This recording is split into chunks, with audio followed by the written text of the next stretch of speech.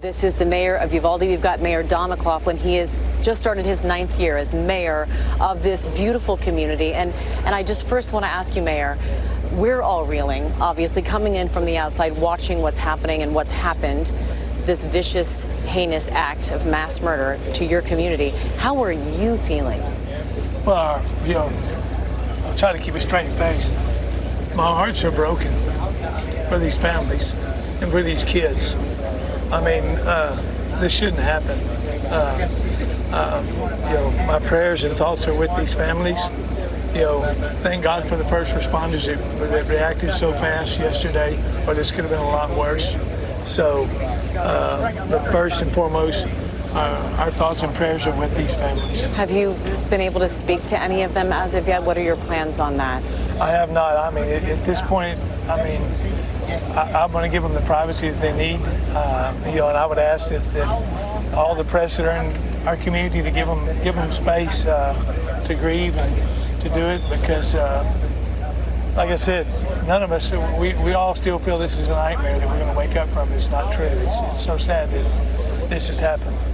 Mayor, I know you were just speaking with law enforcement. We've got federal, state, and local officials here. This is an active crime scene. There is an investigation going on right now. Anything you can tell us about what police have uncovered? No, I mean, it's still an ongoing investigation, and we're going to leave the investigation for the law enforcement to give you all that. What I can tell you is there's 22 victims, 19 students, 2 teachers, and the shooter.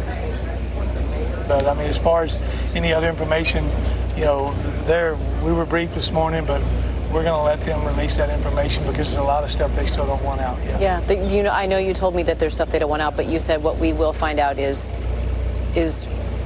pretty overwhelming and pretty hard to even put into words. It is. It's going to be, this was a sick individual. It's so sad, but maybe this young man had mental problems. I don't know.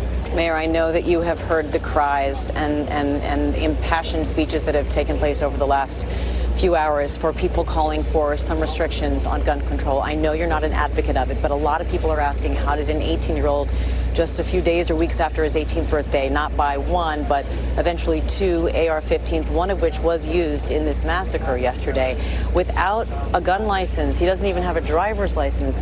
Why is that access? Why should that access be available? Well, look, I mean, again, everybody has a right to own a gun. I'm not against expanded background checks. I'm not. But everybody comes in and talks about immediately, we want to do gun control, we want to sanction the gun lobbyists, we want to sanction this, and we want to sanction that. But you know what?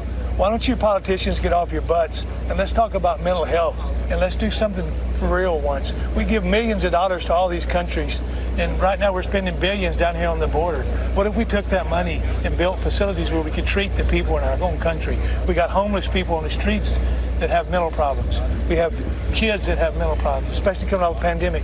And everybody touts their horn and wants to beat their drum, but nobody wants to address the core problem, and that's mental health. Did I hear you say, though, you wouldn't be, or you would be open to restrictions of some sort? I'm not, as far as restrictions, no, I'm not going to say I'd be in favor of restrictions. What about having a license, a gun license? That will be something that'll have to be, I'm not going to, to me, I'm a responsible gun owner, so you want to make me have a license, fine. I don't have anything to hide. But look, a license isn't going to change this. A license wouldn't have changed this. If a bad guy wants to get a gun, he's going to get a gun. It's proven over and over again. Look at Chicago. They get guns all over. You can't even buy a gun in the city of Chicago, but yet they have shootings every weekend. So bad guys can get guns. You want to do an expanded background check? I'm all for it. I have no problem. How can people watching who want to help the people in your community? What do you need? Well, this morning we're setting up, we've already talked to the bank and the school district and the city, and we're getting an account set up at the First State Bank of Uvalde, where we're going to try to take donations, monetary donations for these families. We're going to have we're going to pick somebody to administer that fund so that 100% of this money goes to these families. Mayor Don McLaughlin, I want to thank you for your time, and please know that our hearts, our thoughts are with you, and I know that you've got a lot of heavy, hard stuff. You got to pick up a lot of pieces and a lot of broken hearts, so we appreciate your time today. Thank you. All right, thank you. TJ? All right, Robes, thank you for that, and I think that summed up a lot of what's going on in this country. Somebody in pain, but somebody living in a particular region of this country who that just happened in his community, but there's still some resistance, some hesitation to particular types of changes we can make in law. That summed up so much of the debate in this country right there, Rob. So thank you for that. Well, hey there, GMA fans. Robin Roberts here. Thanks for checking out our YouTube channel. Lots of great stuff here. So go on, click the subscribe button right over here to get more of awesome videos and content from GMA every day, anytime. We thank you for watching, and we'll see you in the morning on GMA.